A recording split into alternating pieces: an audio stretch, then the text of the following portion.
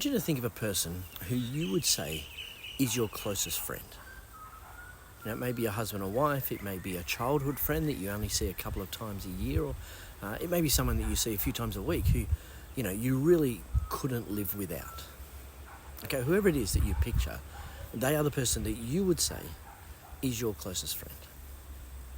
Now, is there anything that you wouldn't do for them? If they were mourning, then you'd be the shoulder to cry on. If they needed someone to look after their children, you'd be the one that they ask. When they have exciting news, it's you that they ring. And so if your best friend ever came to you and asked to borrow some bread, well, you wouldn't even give it a thought. But what if they rang you at midnight?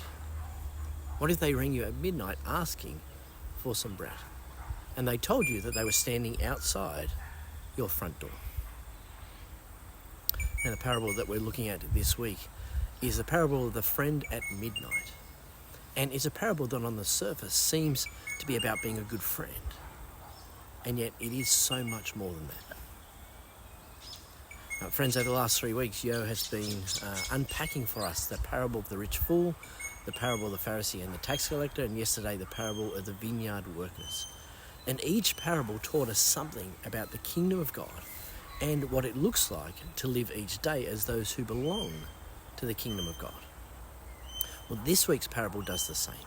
And in particular, it draws our attention to prayer and why we should pray to God with confidence. Luke 11 verse 5. Then Jesus said to the disciples, "Suppose you have a friend, and you go to him at midnight and say, 'Friend, lend me 3 loaves of bread.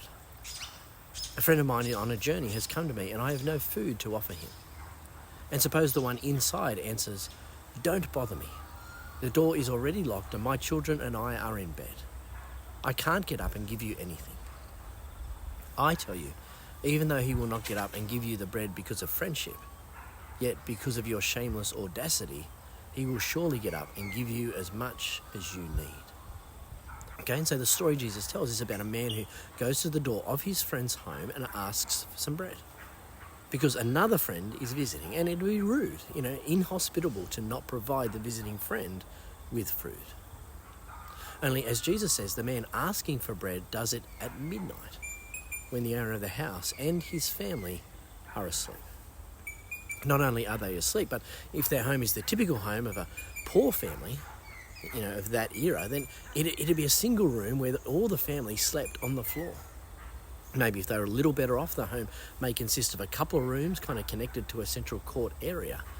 Whatever it was, there would still be only one sleeping room. And so this request, even though it's by a friend, it really has the potential to cause great disruption to the sleeping family.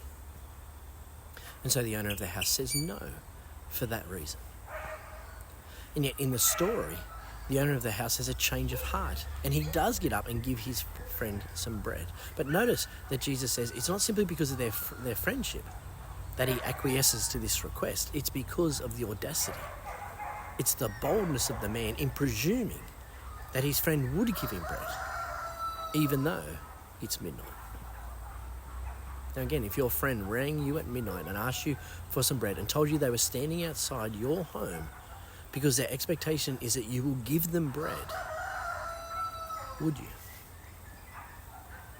Friends, why don't you take a couple of minutes to pray for your best friend? Okay, if they don't have faith in Jesus, then ask God to open their eyes to the truth. If they do have faith, then perhaps you can pray that God will help them to grow in faith. Okay, and why don't you also ask God to help you to be a good friend? Okay, and stay tuned on Wednesday and then on Friday as we unpack the real meaning of this parable, which, as I said at the beginning, is about friendship, but is much more than that.